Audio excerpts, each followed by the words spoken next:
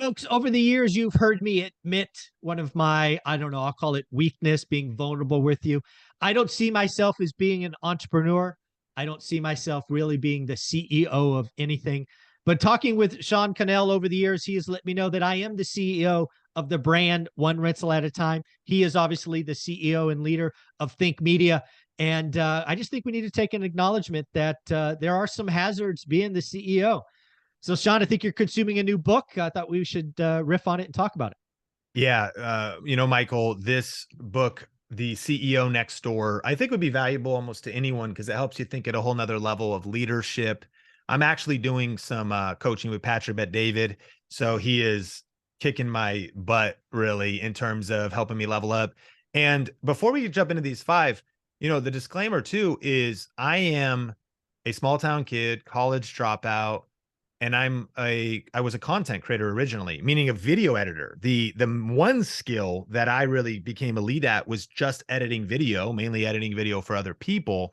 And so I find myself today with 20 W-2 employees, 10 contractors. I have no Wow. clue. And what's also funny is even though I resonate with the word founder a lot more than CEO, but I realized I'm trying to be a CEO. I never even read a book on being a CEO. And as everyone's building up their, side hustle, even their, whether a real estate investor or whatever, you're managing other people, you're trying to enlist talent. I think we can learn from these. So the first one is the ghouls in the supply closet. This is the gap between board expectations and the reality inside of the biz. Now, this would kind of assume that you took over as a CEO for an established company, but it really made sense because it talked about everything can look good on the outside, but I think lessons that we could take away is there hidden financial bombs that you're ignoring in your finances right now? Is Right. there ops bomb? Is there ops dysfunction that you're tolerating? Is there sacred cows or cultural blind spots that could be hurting Yeah. your growth? Is there a critical person about to leave? How in touch are you with anybody you're working with? Are they going to move on? And is there somebody that is mission critical that if that person stopped working for you or that, person that's helping you do flips completely relocated, would it completely shut down?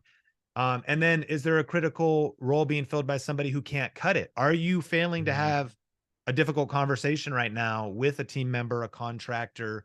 And so assess and upgrade the team, set realistic baselines and new expectations, and really set clear vision and strategy. That's the first one. Any thoughts on that one, Michael? No, I think that is all good. I mean, one of the things that I go back to, right, having an accounting and econ degree is a lot of people look at what's called net worth in my world, right? Some people talk about income, meaning your wages. But actually, the most important financial statement and why you will see companies go bankrupt over the next 12 to 18 months is their cash flow statement. You can be a profitable company and go bankrupt if your cash flow doesn't match your expenses. I think there's a lot of things hidden in the operational execution of a business. If you're not matching the cash flow, right, ins and outs, you might be thinking your accountant might tell you you're wildly profitable.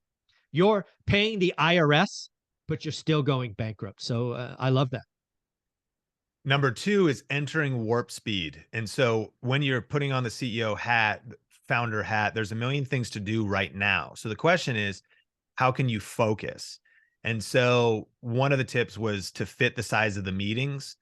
Is the meeting even a priority? How complex is it? Do you even need to be involved? And having a habit of getting to the point and getting in and out of meetings as fast as possible. They share the tip of the 15-minute meeting. And this one was huge for me. I found that as I've grown up with a very creative, especially when I was a solo YouTube creator, kind of just doing what I want when I want. I had to work very hard, but efficiency might not be a good word for it because you spend way too long on one task. And then what I've also learned though is like as we started having other people on the team, I would avoid human conflict and go work on social media posts. So is that what's the next biggest thing you should be attacking? Do you actually need to go Right. solve like a real problem, or are you just clearing out your email inbox? So there's a million things to do. Are you focusing on the right things?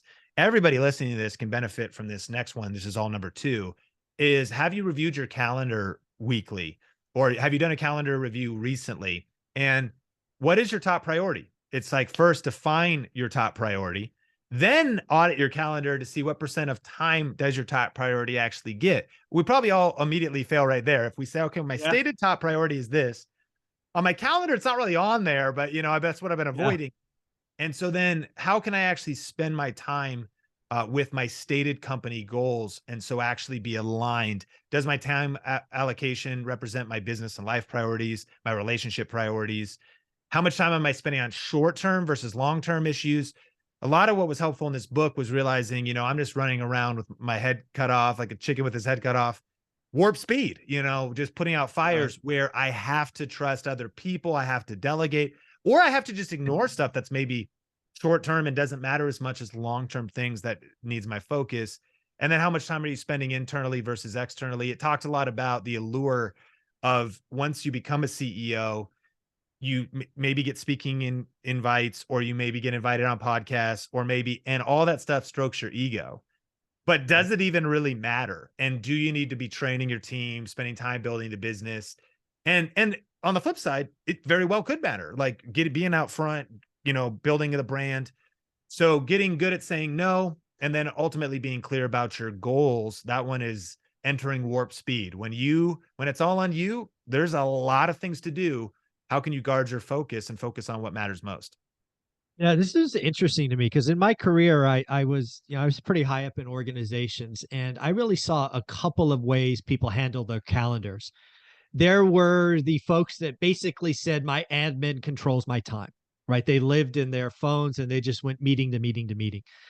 Um, Now stepping back, they were just employees with a fancy title, right? They weren't really making those different decisions. They were at meetings that they shouldn't have been at, that one of their people should have been at, or maybe no one, but they got scheduled and they didn't change it. I actually go back and think about an article I read about Elon Musk just in the last 2 weeks. He has a part-time assistant and owns his calendar to this date, right? Mm. He is the only one that's setting times and schedules. And I think about most of the VPs and CEOs that I worked with side by side. Only one that I could think of said, I own my calendar, did not want anybody touching it. Now, their admin had the ability, so he would text her and say, hey, add this, move this, drop that, because maybe he was flying or whatnot. But I think of Elon Musk, the guy that's running 3 different companies at the same time, shows you what owning your calendar is, because you may say yes to something today and say no to something tomorrow, because Elon doesn't have an extra 24 hours in the day. He's making decisions in real time. So I think that's pretty wise step two. That's strong. Number three is amplification and permanent spotlight.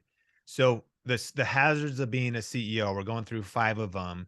And this is the fact that as soon as you put on a certain title, as soon as you're the CEO, you're the founder, the smallest motion ripples across the country and the company. And some of the details were fine tune your body language. You can't afford to have maybe a bad attitude, look sad, like you're the face of the company. And so your body language, radiate positivity, smile, don't lose your temper or wear your emotions on your sleeve. People will add meaning to the stories you say. That's what amplification means. So you might share a Yeah. story of your childhood, of how you value a certain thing about hard work, and people go, oh, does he mean this is how we should do things then? And they can add meaning to it. And then all of a sudden something will be, common in your culture. You're like, why are you doing this? You're like, well, you told your story. We thought you meant this. Just being like aware of your communication. Every move matters. Every gesture is profound. Words no longer are no longer just musings, banter, input, or casual thoughts. Words carry weight, whether you know it or not. Amplification in the permanent spotlight. And there are declarations of power, the words you're using to actually shape the future. So, what future do you want in your business? Use your words to create the future that you want. Again, I've been very, I know, cavalier, maybe. I'm sort of just kind of joke, sort of just constantly sarcastic, or just kind of having fun. And we'll even get to a tip later where they say don't lose yourself. Keep all those things about you, but there is something about that higher level of pressure, that higher level of people hanging on your every word. You may be having rapport with some people over years, but someone new comes and they don't get it the same. And And if Yeah. they don't really know you, how you could be interpreted. So just understanding that everything you're doing is being amplified and the permanent spotlight is on you. So it's a lot of pressure. What do you think about that one? Yeah, I think there's something that we just need to acknowledge, right? On my channel, I've talked about the good times and bad times. We are exiting the good times, entering the bad times. Bad times are, 18 to 24 months. But where this is important is in the bad times, people around you are already nervous. They are hypersensitive. So if you are the man or woman in charge and you have a bad day or a bad conversation or are just seen as, oh, wow, their body language is different. Is a layoff coming? Are they making hard choices? Just your community is hypersensitive today. So just be aware of that. I think the spotlight is spot on. Number 4, it's a smartphone, not a calculator. And I think this is I based on like a that. like I think a Seinfeld episode or something where George's dad got this really expensive device, but all he used it for was a calculator when it did like 100 other things. So and as a CEO, you have to actually be using your full suite of tools, but everyone comes into the role with whatever your specialty was. So I came in also thinking like I overemphasized, of course, the content, of course, the YouTube channel, and that was the main driver. But was unaware of the financial things or customer success department or definitely HR or all these. And if I'm ignorant of this stuff, man, I got to level up and learn these other things. Mm. And here's one of their quotes: a fifth of CEOs are fired because they did not use the full set of business levers available to them, the CEO specific means of influencing outcomes. So you started on some specific track, but now you need to expand out. You needed a satellite view. You have to rise above the individual functions and see the full enterprise. You got to spot choke points, direct resources where they can influence most. And it said that the levers were shaping the culture, that at the end of the day, that the culture like eats everything, like success rises and falls on the culture. It also can be easy to ignore the culture because it's hard. It's very hard work, but that ultimately is key. The financial strategy. And they also said you'd be an expert here. You got to use the P&L balance sheet, but you also need the financial engineering of the balance sheet, how to deal with analysts and investors. Are you thinking about taxes, cash flow, capital, acquisitions, capital allocation? Corporate diplomacy was the other one, Mhm. building alliances, shaping PR. Yeah. And so, I mean, as I started even tapping into some of this, I'm like, dude, I'm a small town kid from like Arlington, Washington. Corporate diplomacy? But but I mean, I'm here for that. And I think there is something about a Yeah. self-awareness. Like as I grow into this, I think if you get around mentors, pace yourself, maybe what scale. I don't think I'm going to be taking over any roles at Facebook anytime. But for building my own now multi-million dollar business, I am also very aware. And it said this earlier in the book. It actually said that you're costing your company money. Yeah. It's just Yeah. true. I mean, the truth is, you and I might be at peace with our current, like our income, though, is our fault. And Yeah. with the momentum you and I have, and a lot of people listening to this, again, like you are the lid. Like I think extreme ownership would say, like going to the next level, you could try to blame other people around you or try to blame an algorithm, but man, we're the lid. And I think the answer to that is self-awareness. Maybe you're comfortable where you're at. Or two, it's just that, man, we got to skill and level up. So I'm like, man, what are the skill sets of a CEO? We got one more, but any thoughts on that one?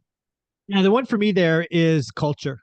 One of the things that, when you run a team, uh, you have a culture whether you like it or not. Some of you, I've actually heard leaders say, we don't have a culture. We just execute. No, everybody has a culture. You may not know it, you may not plan for it, but you have one. And if you're arrogant enough to think you don't have one, I would guess your culture sucks, and it will just eat itself, and you will no longer be in that position very, very soon. So strong. Okay, the last one is the C-suite is a psychological thunderdome. So being a CEO is a psychological maelstrom. Every day you are tested. Stakes are high. Fates and fortunes of your team are at stake. You often feel like you're walking on a knife's edge between success and failure. You have ultimate authority and power, yet a lot is still out of your control. And I think those words are relatable to every founder, every startup, every side. I mean, every agent. When you start up a new business for yourself, the stakes are high. You're like, your family's at stake. You feel like you're walking on a knife's edge between success and failure. I feel like that's how I felt for the last 15 years. And it's even more amplified once you have momentum or success, or should you actually step into the pressure of a CEO of a, small to mid-sized to larger Fortune 500 company or something, of course. And then the mix of power and celebrity can lead to an inflated ego and entitled behavior. So you could get caught up in the pressure and so you could go the ego side and start being dumb. And I mean, history tells us it's a very common temptation. A lot of people go there. Yeah. Or you can also get caught up in just the responsibility and go to the loneliness side, and you carry the weight of isolation in your role. So really a huge key for, I totally believe 100% of people listening to this right now as well, CEO or not, founder or not, is the pressure of the economy right now, and building something and staying steady and not Yeah. flying off the rails with your spending, and taking care of your family, and not giving into loneliness or depression or discouragement. They said you got to create winning routines and disciplined rituals. You have to stay grounded. You got to stay healthy. You got Yeah. to have a routine to be in peak condition. You got to protect against identity theft, and that would be losing yourself and becoming a hollow husk of a human. You got to have hobbies. You got to relax. You got to. They mentioned a guy who was going to a really important meeting. He was the CEO, and he was just going to wear a Hawaiian shirt and whatever. And they said, "Is that what you're going to wear?" And he was like, "They're like, seriously?" And he's like, "Yeah." He was like, "Listen, I'm gonna be me, and I have to." That was important to him, and he Right. closed the deal. Like, and so, and even as he related to, so like not getting sucked into a corporate identity that subsumes your humanity, and so ultimately, finding your authentic voice, finding confidence in a network and a channel like this to subscribe to. Those are the three tips for the hazards: having the Yeah. routines, having the habits, staying yourself, being authentic, not just like becoming some kind of robot, and then ultimately finding confidence and building a strong network, finding people that can speak into you, help you grow, help you process the mental, emotional, the stress, the weight of it. Even as you and I engage, there's the level of stress and weight and the emotional roller coaster that comes with any kind of business. But in YouTube, where I specialize, sometimes other creators and really entrepreneur creators, they just need to process things. You got to find your circle, find your network, go to events, Right. invest in Mhm. yourself. Huge key if you're going to keep your head on straight in the midst of the pressure of building anything. Yeah. Folks, again, step one of getting wealthy is really increasing income, or you can lower expenses or do both. I think this book is going to be helpful. I'm actually going to put the link below. I will be picking it up later because I think as you go forward, you are building something. And I think this will give you some insights and highlight some potential challenges in the future. Might as well know they're there so that you know how to handle them. Sean, where can people find you? If you just type in Think Space Media on YouTube and you want to learn about cameras, what gear should I buy, or how do I start a YouTube channel, check me out on Think Media, and then Sean Cannell across social media channels. If anybody wants to connect, I'm active in my DMs, would love to connect with you. Awesome, folks. And he's a wonderful human being. He's helping me grow and be better every day. Sean, thank you so much. Thank you, Michael.